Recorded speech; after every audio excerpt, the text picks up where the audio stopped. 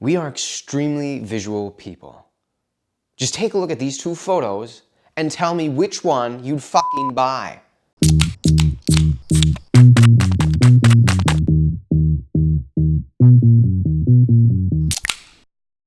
Welcome to Day Drinkers Podcast, where we are just good marketers and story is king. Yes, I know, Max isn't here right now. It's just me. He's up north golfing. But we pre-recorded a review of the official beer for episode 1 that you guys voted on. So take a look at which beer won. So the official beer we had you vote on? Yeah, we kind of have the winner. And the winner is...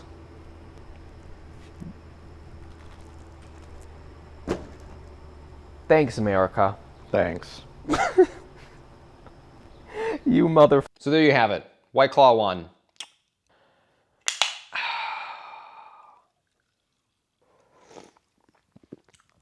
It's like a Freezy Pop, but not as good. You don't get the sugar flavor, you just get the alcohol flavor, which is like, you know, the blue ones are the best. So it's basically a Freezy Pop for adults in a can.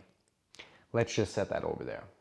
This podcast is going to be a little bit different. Max and I have this documentary style podcast that we're trying out for episode 2, and you'll get a little taste of this now. We'll usually talk about 1 to 2 things that we've seen in the world through the lens of a marketer.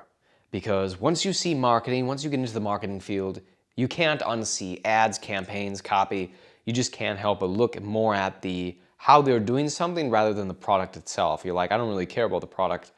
I'm just interested in what copy and images that they're using and how they're actually positioning this product. It's a switch. You can't turn it off, so to speak. It's always on. And the other day, I was wanting to buy a cooler, right? Because, you know, I simply don't have one, and I knew of a cooler brand that I kind of wanted to look into, which was Yeti at the time, because I've seen a lot of their cups, their tumblers, whatever you call them, at like Cabela's, Gander, any outdoor store. So I literally looked them up online first, and I knew that they were already overpriced based on people's word of mouth. So when I searched cooler, I found an ad for Arctic coolers. It's called, you know, it's the letter R, TIC, and they had some of the best advertising I've seen.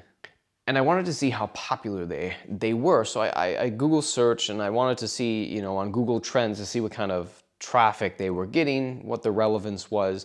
And I mean, if you look at their charts right here, they literally match. They match one another to a T, except Yeti is getting a little bit more reach. But it just baffled me that Arctic is definitely a heavyweight competitor to Yeti. But what really blew me away was Arctic's marketing.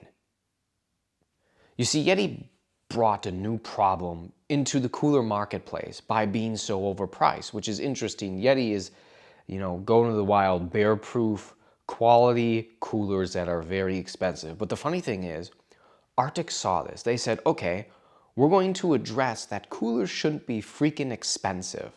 They should be affordable, and they should still be overbuilt, which is brilliant. But not only that, they really go beyond. The images they show above the fold, like, you know, when you first view the site, the first thing that you see, their hero images, it's way more compelling than Yeti, their hero images. Just look side by side. Look at the difference between the environmental shots. You have Yeti over here, and you've got Arctic over here. And just look at them. Yeti has like this environmental shot that's really focusing on the cooler. You don't take in the whole full environment experience. And you look at Arctic over here, and they even have the slider where it shows you 2 different scenarios. One guy's on an ATV, and the other guy is standing on a fishing boat on top of the Arctic cooler.